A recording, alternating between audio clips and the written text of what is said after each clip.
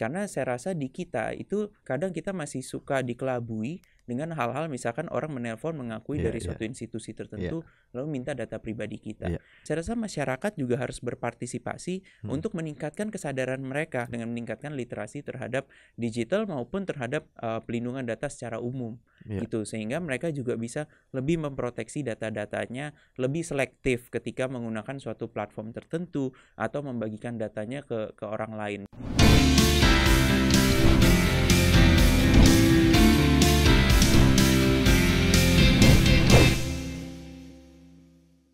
Halo Sobat Bisnis, kembali lagi di Podcast Talks bersama saya David Eka Setiabudi. Bulan September ada kado dari pemerintah berbentuk undang-undang, namanya Undang-Undang Perlindungan Data Pribadi. Ini sudah ditunggu sejak lama banget.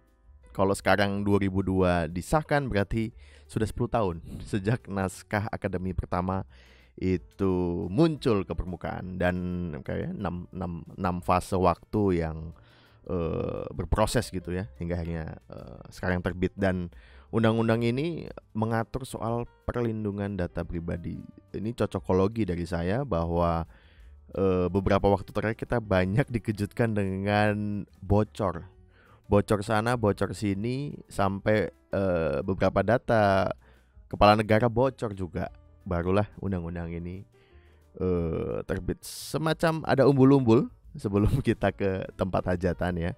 Tetapi kita harapkan bahwa undang-undang ini bisa menjawab keraguan dunia usaha, tentunya stakeholder terkait dengan data, pengguna data gitu. Tentunya kepastian hukumnya semakin terjawab, karena sebelumnya banyak nih, ini kemana. Anda semua pasti sudah melihat bagaimana kemarin mungkin kasus kebocoran data antara Kominfo, BSSN segala macam itu. Kita lihat apakah undang-undang ini bisa menjawab segala macam hal gitu ya terkait dengan perlindungan data pribadi di Indonesia. Tentunya perlindungan data ini menjadi tanggung jawab pemerintah untuk segenap masyarakat, tetapi juga untuk menjalankannya semua wajib untuk melaksanakan dengan baik sesuai dengan undang-undang yang sudah disahkan 20 September 2022. Depan saya ada Mas Raditya Kosasih, Ketua Asosiasi Praktisi Perlindungan Data Indonesia. Apa kabar Mas? Baik, apa kabar Mas David? Sehat, salam kenal. Salam Saya akhirnya kenal. ketemu karena mungkin beberapa hari lalu Mas Kosasih ramai di Google List bicara soal UU PDP ini gitu ya.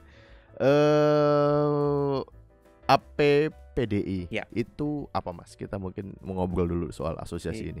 Jadi APPDI atau Asosiasi Praktisi Pelindungan Data Indonesia. Ini menarik nih, pelindungan. Mungkin agak beda kalau selama ini kita terbiasa dengan kata perlindungan, tapi ternyata katanya kata yang tepat itu pelindungan. Jadi itu bukan typo ya, tanpa RW, memang di undang-undangnya pun Undang-Undang Pelindungan Data Pribadi. Jadi asosiasi kami itu adalah asosiasi para praktisi dan juga profesional yang bergerak di bidang pelindungan data pribadi atau yang memiliki ketertarikan mengenai isu pelindungan data pribadi. Nah, kami membentuk asosiasi ini pada tahun 2020 dan kita merupakan asosiasi yang sudah terdaftar resmi di Kemenkumham sebagai perkumpulan yang isinya adalah orang-orang yang memiliki ketertarikan atau mempraktisi di bidang pelindungan data pribadi gitu ya. Jadi latar belakang anggotanya cukup variatif. Ada anggota-anggota yang berlatar belakang hukum, ada anggota yang berlatar belakang teknis, engineer, security engineer, ada anggota yang dari kalangan akademisi maupun mahasiswa gitu. Jadi intinya kami membuka peluang sebesar mungkin untuk semua orang untuk bisa berpartisipasi di asosiasi ini dan sama-sama membangun ekosistem pelindungan data pribadi ini. Bicara pelindungan berarti secara kasat mata kelihatannya legal, padahal nggak hanya unsur legal ya Mas di dalamnya. Betul, karena kan ketika kita bicara data itu kan ada hal-hal yang sifatnya teknis ya. Jadi itu kenapa juga beberapa anggota kami memang orang-orang memiliki latar belakang sebagai engineer, entah security engineer, software engineer gitu. Nah, kadang kita juga butuh berkoordinasi juga dengan mereka nih untuk mengetahui bagaimana sih pelaksanaan teknisnya di lapangan kalau ketika kita bicara mengamankan data, bagaimana kita mengamankan data, bagaimana kita melakukan enkripsi, gitu kan? Itu kan hal-hal yang sifatnya cukup teknis dan mungkin di level undang-undang tidak diatur secara detail. Nah, ini kita bisa berkomunikasi dengan rekan-rekan atau berdiskusi dengan rekan-rekan yang memiliki latar belakang teknis untuk mereka bisa memberitahukan pada kita, oh ini loh standar enkripsi yang baik seperti apa, gitu. Jadi memang kalau saya lihat berarti anggota dalam asosiasi ini bisa masuk dalam yang namanya nih data protection officer ya, dalam amanat undang-undang ini ya Mas ya? Iya, salah satunya memang rekan-rekan yang berprofesi sebagai data protection officer atau di undang-undang disebutnya sebagai pejabat atau petugas yang menjalankan fungsi pelindungan data pribadi. Nah, ini kalau lihat data protection officer kan kayaknya teknis ya Mas, tapi seteknis itu atau gimana nih maksudnya? Ya, ruang lingkupnya ini apa saja sih? Nah, jadi kalau kita lihat di undang-undang, ruang lingkupnya itu ada beberapa hal, yaitu untuk memastikan kepatuhan terhadap undang-undang. Nah, biasanya kan yang bertugas memastikan kepatuhan ini kan orang-orang yang berlatar belakang hukum atau compliance biasanya kan. Nah, jadi ini kenapa mungkin ini kan salah satu tugas utamanya sehingga banyak posisi DPO ini yang diisi oleh orang-orang yang berlatar belakang hukum. Nah, selain itu fungsinya adalah juga dan tugas fungsinya adalah memberikan masukan kepada pengendali atau pemroses data mengenai pemrosesan data yang akan dilakukan. Apakah resikonya misalkan resiko rendah, sedang atau tinggi seperti itu. Nah, lalu juga menjadi narahubung jika terjadi insiden atau terhadap masalah-masalah seputar pelindungan data pribadi, narahubung baik di internal jika ada yang ingin berdiskusi secara internal maupun juga ke pihak eksternal seperti itu. Jadi kalau kita lihat ada unsur hukum, legal compliance, ada unsur teknisnya, dan juga tapi dibutuhkan orang-orang memiliki kemampuan atau skill, managerial skill atau bisa berkoordinasi dan juga berkomunikasi dengan baik. Ini apakah perkiraan saya benar Mas? Karena kan ini undang-undang baru, jadi mungkin karena stakeholdernya juga baru terbentuk ya untuk APPDI ya. Mungkin tahun berapa nih mulai terbentuk APPDI? APPDI kan mulai terbentuk tahun 2020. Kami mulai berdiri 2 tahun lalu. Nah, awalnya memang di beberapa bulan awal ada sekitar berapa puluh anggota gitu ya, tapi sekarang yang terdaftar di kita sudah hampir 200. 2 tahun jauh ya meningkatnya? Iya, cukup jauh peningkatannya. Ini kenapa? Karena kita lihat setahun belakangan orang juga sudah mulai aware dengan isu pelindungan data pribadi, dengan insiden yang terjadi dan juga banyak perusahaan yang sedang mempersiapkan diri untuk memiliki DPO supaya mereka bisa mematuhi undang-undang PDP ini. Nah, oleh karena itu banyak yang bergabung dengan APPDI. Mungkin ketika bergabung mereka statusnya belum menjadi DPO tapi sedang mempersiapkan diri untuk menjadi Data Protection Officer. Nah, tapi nanti kita harapkan setelah undang-undang ini berlaku dan misalkan pemerintah sudah mengeluarkan nanti proses sertifikasi resmi sebagai DPO, kita harapkan nanti ada kejelasan untuk rekan-rekan DPO ini sehingga sertifikasi apa sih yang harus mereka miliki, sertifikasi yang resmi yang berlaku di Indonesia seperti itu. Rekomendasi sertifikasi dari APPDI. Jadi sekarang pemerintah sedang berkomunikasi dengan BNSP. Badan Nasional Sertifikasi Profesi untuk membuat SKKNI-nya, standar kompetensinya. Nanti setelah SKKNI-nya juga sudah disetujui atau disahkan, nanti akan dibuat prosesnya, nanti akan ada LSP-nya, lembaga sertifikasi profesi, nanti akan ada lembaga pelatihannya. Nanti kan jadi DPO ini harus mengikuti pelatihan, lalu nanti disertified oleh LSP ini. Gitu. Nah, nanti LSP itu nanti tentunya harus memenuhi standar yang ditetapkan oleh BNSP. Oke, siap Mas. Nah, ini kita bicara rumahnya Mas. Ini UU PDP jadi rumah besar untuk perlindungan data Indonesia. Kalau lihat prosesnya panjang sekali Mas. Ini 10 tahun tadi kalau saya lihat dari awal pembentukan dan bicara naskah akademik 2012 terus lanjut 2019 tuh ya baru RUU PDP pertama yang keluar 72 pasal. Lalu berproses akhirnya tahun lalu kita tahu bahwa tahun 2002 prolegnas untuk RUU PDP itu. Nah, Mas, ini bicara soal ekspektasi publik Bagaimana APPDI memandang bahwa apakah naskah yang ada itu sudah ideal dan mampu menjawab tantangan, terlebih kalau kita lihat di ASEAN sudah ada 4 negara duluan. Ya. Tentunya juga kayaknya kalau yang Thailand, kalau yang apa tadi Malaysia dan Singapura 2012, sementara Thailand dan Filipina tahun berapa tuh Mas? Thailand itu agak terakhir ya, kalau nggak salah sekitar 2019. Filipina itu kalau nggak salah yang ketiga, gitu ya. Ketiga ya. Kalau bicara ekspektasi publik, saya rasa dari kalangan publik sudah mengharapkan kita memiliki undang-undang ini sejak lama, gitu. Karena kan teknologi semakin berkembang, data yang dikumpulkan semakin banyak, gitu. Jadi makin banyak pertanyaan, bagaimana sih cara kita melindungi data pribadi kita, gitu ya, untuk masyarakat publik, gitu. Nah ini kan selama ini pengaturan tersebar di berbagai peraturan sektoral. Kalau tidak salah pernah diidentifikasi lebih dari 30 peraturan yang berbicara mengenai data pribadi ini. Sektor kesehatan ada, sektor perbankan ada, lalu juga misalkan sektor telekomunikasi ada, gitu. Nah, tapi kan ini pengaturannya tersebar sehingga belum ada harmonisasi.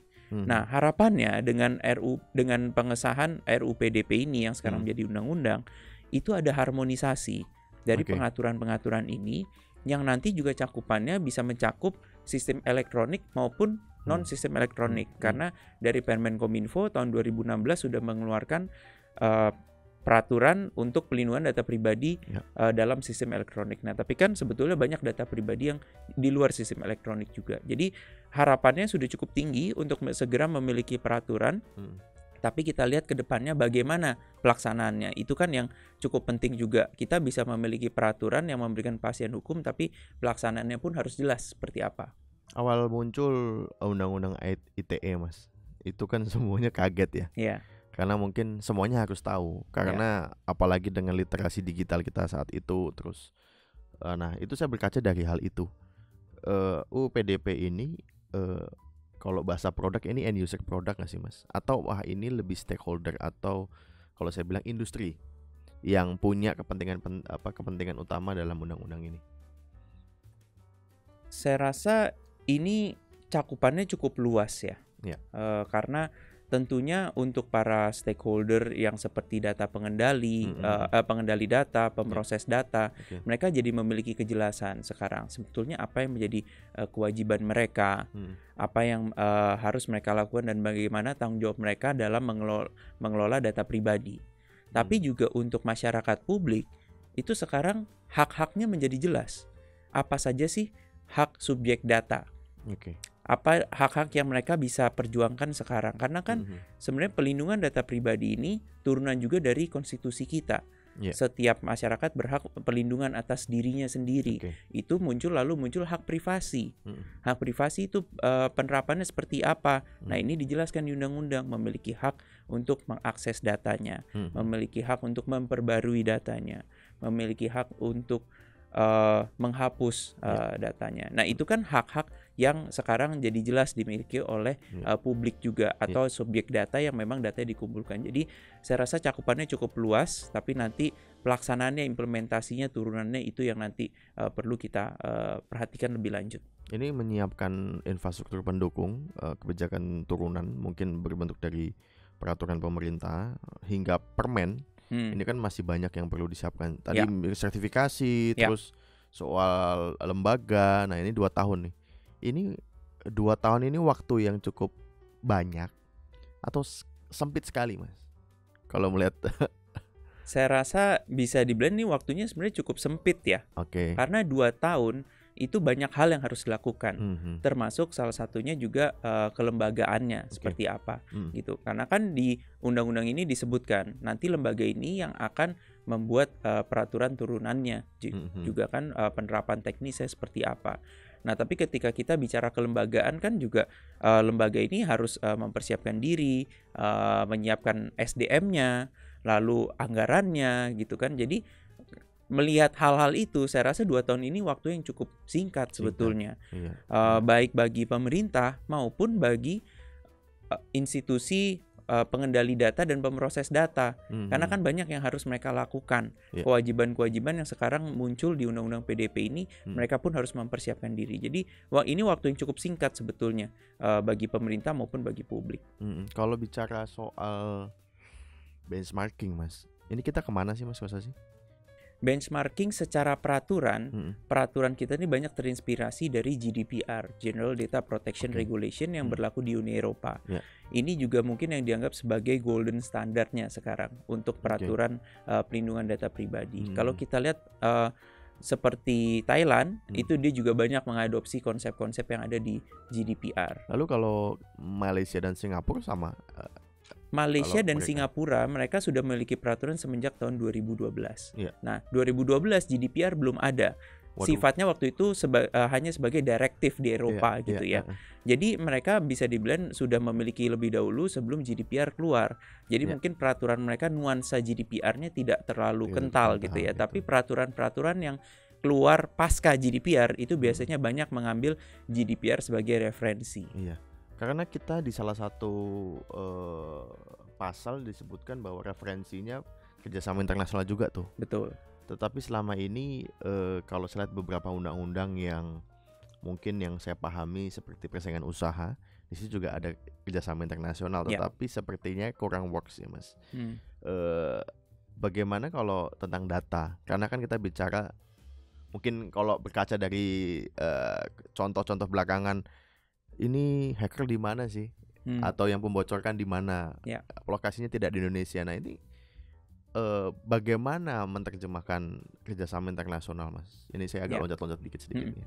Jadi kalau kita bicara data, data itu kan sebetulnya sangat mudah untuk berpindah juga secara lokasi ya, gitu. Karena mengirimkan data sekarang ke luar Indonesia itu sudah bisa dibilang cukup mudah juga gitu.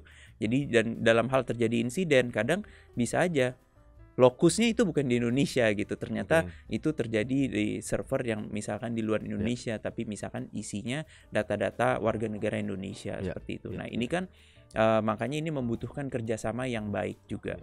Nah, selain itu, kalau kita lihat di Undang-Undang Pelindungan Data Pribadi ini, jika ingin mengirimkan data ke luar negeri, salah satu persyaratannya adalah hukum di mana hukum pelindungan data pribadi di mana negara tujuan itu nanti akan menerima data itu harus memiliki standar yang sama atau lebih tinggi. Nah, ini kan artinya perlu ada komunikasi juga antara kita dan juga negara lain supaya ketika kita mengirimkan data itu kita pastikan negara penerimanya itu memiliki standar yang sama atau lebih tinggi. Nah, ini sama juga konsep yang berlaku di Eropa. Eropa ini sudah menjalin kerjasama dengan beberapa negara, misalkan Jepang salah satunya. Ketika mereka mengakui, Jepang sudah memiliki standar pelindungan yang sama atau lebih tinggi, akhirnya nanti pertukaran datanya akan lebih mudah. Gitu. Nah, jadi kerjasama internasional ini seharusnya bukan suatu hal yang sulit untuk dilakukan, atau bahkan ini menjadi suatu hal yang harus dilakukan supaya ketika kita melakukan pertukaran data itu akan terjadi dengan lebih mudah gitu. Selain itu, di ASEAN sendiri juga sudah mulai dikeluarkan peraturan-peraturan atau misalkan panduan-panduan gitu. Ada ASEAN Cross Border Data Flow. Lalu juga mereka punya standar-standar kontrak yang bisa diterapkan jika ingin melakukan pertukaran data gitu. Jadi diskusi atau kerjasama di level internasional itu sudah mulai berjalan di level regional juga gitu. Jadi seharusnya itu bukan hal yang sulit untuk dilakukan. Iya, oke. Lalu kita masuk ke bicara soal tadi kalau saya lihat juga yang paling rame ini ada dua menurut saya. Yang satu soal lembaga. Cerita dulu, Mas, ini lembaga ini kalau saya baca di masalah lembaga ini ada cuma diberikan clue adalah di bawah presiden, ditetapkan presiden. Di bawah presiden, ditetapkan presiden itu asumsi publik yang beredar adalah di bawah kementerian. Apakah menurut APBDI ideal atau tidak ideal, atau pro dan kontra melihat ini langsung bertanggung jawab kepada presiden dan di bawah kementerian? Ini lebih mungkin pro dan kontra gimana tuh, Mas? Iya, jadi kita lihat pro dan kontranya adalah gini. Kalau ketika kita bicara lembaga independen, artinya bisa jadi ini lembaga baru yang nanti akan ditetapkan misalkan melalui Kepres, lalu baru dibentuk gitu kan. Nah, ini ada kaitannya dengan masa transisi tadi, 2 tahun. Nah, 2 tahun ini kan waktu yang sempit. Ketika kita ada lembaga baru yang dibentuk, kita harus segera melakukan ini gitu, karena 2 tahun ini waktu yang cukup sempit untuk masa penganggaran, mempersiapkan SDM-nya, mempersiapkan kelembagaannya, yang nanti mungkin butuh berkoordinasi dengan lembaga-lembaga atau kementerian terkait seperti Pan-RB gitu kan. Ini kan butuh waktu gitu kan untuk mempersiapkan anggarannya juga. Nah, tapi jika ada lembaga baru yang langsung ke presiden, mungkin ini tentu positifnya adalah cakupannya nanti dia bisa mengawasi juga lembaga-lembaga lain atau kementerian-kementerian atau institusi publik yang memang melakukan pemrosesan data pribadi, yang memang di Undang-Undang PDP disebutkan itu juga termasuk data-data yang memang dikelola oleh institusi publik atau untuk kepentingan publik gitu, yang salah satunya data yang dikelola untuk kepentingan publik itu juga harus diawasi oleh DPO gitu kan. Nah, jadi kalau memang independen ya tentunya itu secara cakupan memang idealnya, dan juga di Eropa memang banyak yang menganut konsep seperti ini. Tapi tentunya kita harus segera bergerak cepat gitu karena waktunya tidak banyak. Tapi sedangkan teman-teman di kementerian sudah ada banyak juga yang memiliki expertise di bidang ini, dan mereka sudah mendapatkan pelatihan seperti rekan-rekan di Kominfo itu. Saya rasa mereka juga selama ini sudah bekerja keras ya untuk mempersiapkan undang-undang PDP, mengikuti banyak pelatihan, dan saya rasa kita harus apresiasi juga gitu, karena mereka ini yang bisa dibilang memiliki pengetahuan yang cukup advance di bidang pelindungan data pribadi ini. Oke. Ini ada juga suara miring soal perbedaan karena soal dari lembaga tuh Mas. Kalau misalkan di bawah Kominfo ada keraguan bahwa itu bisa independen atau tumpul ke atas begitu. Hal-hal semacam itu dari sudut pandang pengusaha ini menjadi concern juga nggak sih Mas? Jadi dalam artian bahwa kalau kita lihat kan dendanya sudah ada tuh, ada sanksi administratif, lalu ada pidana di situ. Kalau bicara pidana kan berarti ranah hukum Mas. Nah ini ada peradilannya seperti apa gitu. Nah itu ya saya bayangkan juga kok kalau saya lagi benchmarkingnya Undang-Undang 5 1999 tentang persaingan usaha, itu kan sampai bikin perma, terus dia punya peradilan sendiri segala macam. Itu bakal ke situ juga nggak sih Mas? Kalau kita lihat dari asosiasi melihat itu. Arahnya memang sepertinya ke arah sana gitu ya. Sampai nanti ada lembaga peradilannya sendiri yang nanti akhirnya bisa melakukan proses untuk sehingga menjatuhkan sanksi gitu. Dan memang kan itu juga nanti yang diamanatkan oleh undang-undang juga gitu. Tapi kenapa sampai diamanatkan seperti itu? Karena memang bidang ini memang cukup spesifik, pelindungan data pribadi ini gitu. Jadi itu kenapa memang dibutuhkan orang-orang yang memiliki kompetensi tertentu yang nanti bisa menjalankan fungsi sebagai regulator, tapi juga bisa menjalankan fungsi untuk melakukan nanti investigasi hingga nanti penjatuhan sanksi seperti itu. Ini saya bicara soal denda Mas. Nanti mungkin kita mundur ke harapan dari pelaku usaha terkait dengan undang-undang ini. Beberapa tahun lalu Facebook diketok cukup besar ya, karena kasus ini 50 triliun lah kalau di currency. Sementara kalau dalam undang-undang ini saya lihat 6 miliar ya kalau nggak salah. Ada perbedaan karena yang mungkin yang dipakai ini batas atas gitu ya sebagai paling banyak ya. 5 miliar. Setiap orang itu ada, kalau ada beberapa ya, jadi ada yang 5, ada yang 4, ada yang 6 nih. Nah ini melihat hal ini concernnya kan berbeda. Sepertinya tidak semuanya yang maksimal segitu, ada yang lebih rendah gitu mengenai cakupan. Jadi saya bayangkan kalau dugaan yang beberapa 2 bulan terakhir nih Mas, mungkin ya dari seperti Kemen PLN, IndiHome, lalu ada SIM card kemarin gitu, itu sepadan Mas. Maksud saya denda kan tidak menjadi denda kalau itu yang disikat adalah citra ya Mas. Mungkin kalau saya bicara soal hal itu ya. Tetapi concern asosiasi soal sanksi ini seperti apa sih Mas? Jadi gini, sanksi itu kan ada 2 ya Mas ya, pidana dan juga administratif. Kalau dari yang pidana kita lihat sudah ada pengaturannya tadi berapa M, tergantung kesalahannya, dan juga ada pemberatnya juga kalau itu dilakukan oleh korporasi. Tapi ketika kita bicara sanksi administratif, ada juga di situ disebutkan 2% dari pendapatan tahunan. Jadi kan itu juga mungkin konsep yang diambil atau terinspirasi dari di Eropa. Cuman kalau di Eropa sebetulnya lebih besar, bahkan 4% gitu. Nah ini ketika kita lihat sepadan atau tidak, sebetulnya nanti kita lihat juga kan memang betul yang dijatuhkan sanksinya seberapa. Dan ini kan tentunya ada faktor-faktornya. Misalkan faktornya apakah memang dalam hal itu sanksi administratif ya, apakah memang ini perusahaan UMKM atau perusahaan besar gitu kan. Lalu pelanggarannya ini pelanggaran hanya salah satu prinsip atau misalkan pelanggaran terhadap lebih dari satu prinsip pelindungan data pribadi. Dan apakah mereka melakukan langkah-langkah pencegahan gitu. Tentunya nanti ada dasar pemberat dan juga dasar peringannya, itu yang nanti bisa kita lihat lebih lanjut gitu. Nah, jadi sepadan atau tidak itu biasanya kalau data pribadi, kalau kita lihat di negara lain itu juga denda itu biasanya tidak harus dijatuhkan sebesar-besarnya gitu. Tapi ini justru yang perlu dijatuhkan adalah reputasinya, bukan dijatuhkan ya, yang perlu disampaikan adalah reputasinya dari perusahaan ini itu kan nanti jadi dipertanyakan gitu loh ketika terjadi insiden atau mendapatkan sanksi. Jadi tidak harus dendanya itu semaksimal mungkin gitu loh. Tapi ini yang penting itu adalah ada proses melakukan investigasi, dilihat kesalahannya seperti apa, sehingga akhirnya nanti ada penjatuhan sanksi yang nanti akhirnya juga terbuka kan prosesnya. Jadi masyarakat jadi mengetahui dan mereka jadi mungkin berpikir ulang gitu. Oh, apakah memang saya masih bisa mempercayakan data saya kepada perusahaan tertentu seperti itu. Kalau di Uni Eropa juga menggunakan pidana, Mas, atau perdata kalau mereka? Kalau mereka lebih ke yang 4% itu tadi. Jadi lebih ke perdata. Jadi tidak itu. Maksudnya misalkan korporasi CEO-nya tidak masuk pidana kan, maksud saya.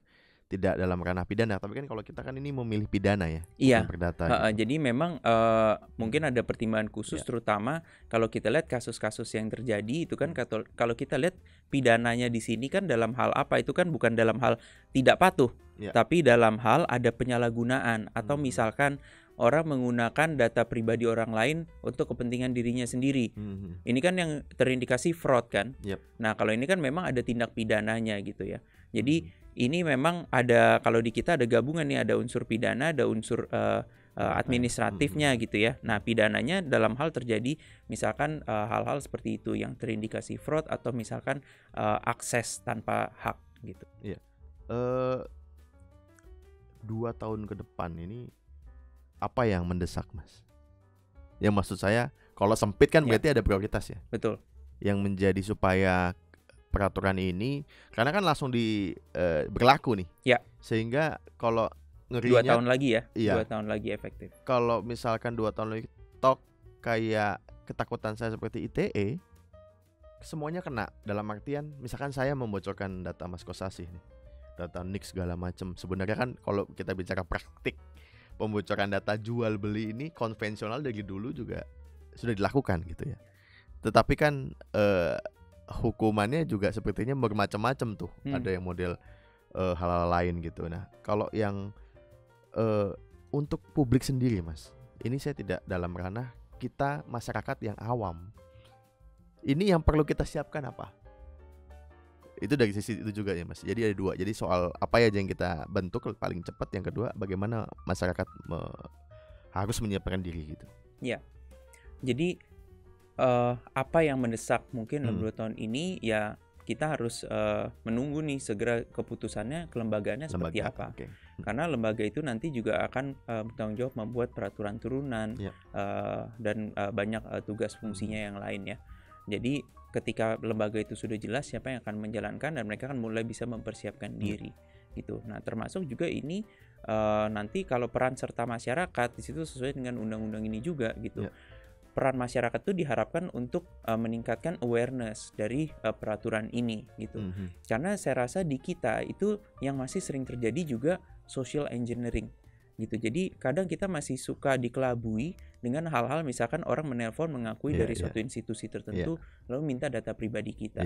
Nah, ini terlepas dari tanggung jawab dari pengendali data dan pemroses data untuk melindungi datanya, saya rasa masyarakat juga harus berpartisipasi untuk meningkatkan kesadaran mereka untuk melindungi data saya sendiri melalui dengan meningkatkan literasi terhadap digital maupun terhadap pelindungan data secara umum gitu, sehingga mereka juga bisa lebih memproteksi data-datanya, lebih selektif ketika menggunakan suatu platform tertentu atau membagikan datanya ke orang lain. Jadi saya rasa itu yang bisa disiapkan oleh masyarakat, sehingga nanti ini dari dua sisi, dari kalangan pelaku usaha, dari kalangan publik, dan juga nanti dari kalangan pemerintah sama-sama mempersiapkan diri dalam 2 tahun ke depan untuk menjalankan undang-undang PDP, sehingga ekosistem pelindungan data pribadinya itu bisa lebih cepat terbentuk dan bisa lebih mature gitu. Ada hubungannya nggak Mas?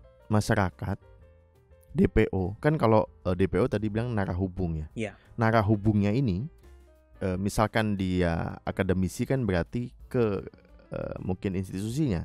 Kalau legal berarti ke divisinya. Sementara kalau industri ya dari industrinya. Nah, narahubung ke masyarakatnya seperti apa Mas? Apakah DPO ini ada juga, maksud saya, representasi jadi perwakilan masyarakat gitu?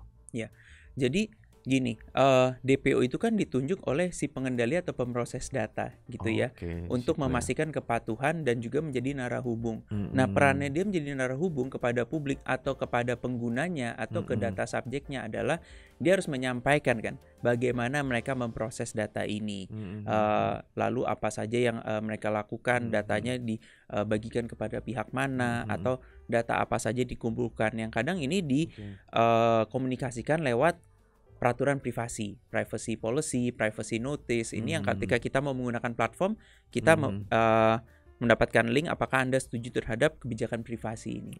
Itu kan sebetulnya salah satu bentuk komunikasinya. Tapi selain daripada itu, sebetulnya juga bisa juga DPO berperan aktif dalam melakukan campaign gitu kepada pengguna platform, misalkan hey, jaga data pribadimu, jangan bagikan OTP, jangan bagikan password. Itu kan juga bisa dilakukan secara aktif oleh DPO kepada penggunanya, gitu, supaya juga pelindungan itu bisa dilakukan dari sisi pengguna juga, sehingga mereka juga tidak secara sukarela atau mudah dikelabui oleh orang-orang yang punya niat jahat. Ini pertanyaan agak sederhana sih, tapi mungkin mewakili Mas. Ya itu tadi, kalau misalkan ada yang minta OTP gitu, ini bakal semudah itukah saya melapor sebagai masyarakat karena scamming gitu ya, terus akan diproses, lalu penegakan hukumnya juga lebih, ketika misalkan kita ngomong dalam tataran ideal ya sudah terbentuk, akan semudah itu terbuka Mas, maksudnya investigasi sehingga nanti pidana itu lebih mudah. Nanti kita lihat ya proses yang diterapkan oleh si lembaga ini atau pemerintah seperti apa gitu. Tapi ketika kita bicara mengenai social engineering gitu kan, ini kan berarti ada aktor yang di belakangnya kan, gitu. Nah ini yang mengelabui. Nah tentunya yang harus kita lihat juga dari kalangan pengendali atau pemproses data, langkah-langkah pencegahan apa yang sudah mereka lakukan gitu. Nah ini sekali lagi ini menjadi PR lembaganya. Ketika tadi pertanyaan apakah semudah itu untuk ini bisa diproses, ya nanti kita lihat lembaga ini punya proses seperti apa, bagaimana kesiapan mereka, siapa orang-orang di belakangnya yang nanti akan melakukan proses ini, apakah mereka memiliki kompetensi yang tepat, seperti itu. Oke, menarik nih. Tapi karena masih awal dan kita belum lihat ya Mas ya, masih isinya hanya kita masih menganggap nih gimana nih, kita nunggu mungkin 6 bulan ada nggak ya? Bisa kita lihat lembaga. Kita lihat nanti ya, semoga ada ya. Mas, tapi kalau bicara soal tadi yang soal DPO tuh, tapi DPO nggak enak ya Mas didengar ya Mas ya. Singkatannya beda, makanya saya tadi bilang kalau di undang-undang petugas atau pejabat yang menjalankan fungsi pelindungan data pribadi. Iya, soal DPO ini Mas, ini juga pertanyaan. Kalau ngomongin perlindungan data, kan kesannya yang paling bertanggung jawab adalah startup, perusahaan yang digital terkait dengan data konsumen. Ini saya juga mungkin mau tanya, apakah perusahaan yang melibatkan apa saja yang sepertinya perlu aware ya Mas? Ini kan data kan kita random, cakupnya luas sekali. Nah ini dari sisi pengusaha Mas, sebenarnya bagaimana mungkin Mas Kosasi ngasih gambaran bahwa lu perlu aware juga dengan hal ini gitu. Saya rasa sih dengan ada undang-undang PDP ini bisa dibilang semua tuh perlu aware gitu. Kenapa? Karena ketika kita bicara data pribadi, perusahaan yang tidak bergerak di bidang digital pun saya jamin ada data pribadinya. Contoh Mas, perusahaan yang punya 5 karyawan, dia pasti memiliki data karyawannya. data karyawannya dia simpen di komputernya. Ya. Misalkan Oke. atau misalkan kita bicara warung. Warung yang isinya mungkin dia punya orang yang sebagai pramusajinya gitu ya, ada 2 orang. Kalau dia bekerja di situ diminta apa KTP-nya gitu kan. Ya. Nanti oke, gaji kamu saya berikan misalkan lewat rekening. Itu kan semua data pribadi. Data rekening, terus data karyawan. Jadi walaupun bukan perusahaan digital, mereka perlu punya awareness karena pasti ada data pribadi yang dikumpulkan. Gitu, data misalkan dari pelanggannya yang mungkin dikelola mungkin lewat paper ya semuanya, nggak ada lewat elektronik pun itu tetap masuk di sini. Gitu. Jadi hampir semua institusi saya rasa akan terkena dampaknya. Perlu awareness mengenai ini, hanya mungkin yang membedakan levelnya atau misalkan volume datanya yang dikelola. Misalkan itu tadi perusahaan perorangan yang mungkin hanya punya 5 karyawan, datanya mungkin minim sekali gitu ya. Tapi untuk perusahaan-perusahaan yang bergerak di bidang digital yang mengelola data, yang mengumpulkan data melalui sistem elektronik yang sehingga itu mudah sekali dilakukan dan punya database yang cukup besar, itu mungkin akan levelnya menjadi lebih tinggi. Jadi saya rasa semua akan terkena dampaknya, hanya mungkin dampaknya apakah minim atau rendah atau sedang atau tinggi seperti itu. Oke Mas, ini yang terakhir dari saya Mas. Ini dari petugas perlindungan datanya sendiri. Ini kan yang jadi concern, mungkin jadi concern APBDI juga soal sertifikasi ini ya. Lalu kualifikasi. Misalkan saya sendiri dari media Mas, bisakah saya masuk sebagai bagian dari DPO? Atau dalam artian karena kalau seperti Mas sampaikan, bahkan perusahaan, koperasi atau grup WhatsApp yang isinya bertiga berempat itu punya kepentingan di situ gitu. Nah kualifikasi Mas, ini kalau kita lihat sertifikasi itu di kepala kan langsung ngomong ada uangnya, ada syarat tertentu pendidikannya. Tetapi dalam konteks petugas perlindungan data, mungkin ada juga yang mau jadi DPO. Ini apa yang kayaknya paling signifikan atau paling krusial dimiliki seorang petugas perlindungan data ini? Ya, jadi karena nanti petugas pelindungan data ini dia harus menjalankan fungsinya dan memastikan kepatuhannya ya. Jadi yang pasti dia harus memiliki pemahaman mengenai peraturan ini sendiri. Apa yang dia harus terapkan, apa yang harus dipatuhi, yaitu Undang-Undang PDP ini. Itu kenapa di Undang-Undang PDP disebutkan gitu, bahwa ini nanti profesional yang ditunjuk ini harus memiliki pengetahuan mengenai hukum dan juga praktek pelindungan data pribadi. Gitu. Jadi karena selain dia mengetahui hukumnya seperti apa, dia juga harus bisa tahu prakteknya seperti apa. Nah ini yang ketika kita bicara sertifikasi, sertifikasi ini nanti akan banyak pelatihannya akan banyak berbicara mengenai bagaimana menerapkan prinsip-prinsip pelindungan data pribadi ini dalam kegiatan sehari-hari, dalam keberlangsungan si pengendali data atau pemroses data dalam kegiatan usaha mereka, apa yang harus mereka lakukan. Nah ini mungkin nanti akan lebih banyak dibahas ketika terjadi proses sertifikasi itu, sehingga nanti selain punya pemahaman terhadap peraturan ini, dia juga paham prakteknya yang dibuktikan dengan dia memiliki sertifikasi yang resmi gitu. Mas Raditya Kosasi, Ketua APBDI, terima kasih sekali. Terima kasih Mas David. Ini 40 menitan kita bicara banyak soal UU PDP. Tentunya ini awal ya Mas. Awal yang tentunya kita nantikan rumah besar ini punya taman, punya benteng, punya perangkat-perangkat yang lengkap, sehingga masyarakat, pemilik data, pengguna data bisa sama-sama menjaga. Seperti Mas Kosasi sampaikan tadi, punya tanggung jawab yang sama sebenarnya, aware. Dan tentu kita berharap literasi kita semua meningkat. Jangan sampai ini menjadi bahasanya, kekhawatiran bagi kita semua. Oh, saya nggak tahu hal ini, Dan tentunya undang-undang ini juga jangan sampai menjadi macan kertas. Sampai jumpa di episode Talks berikutnya.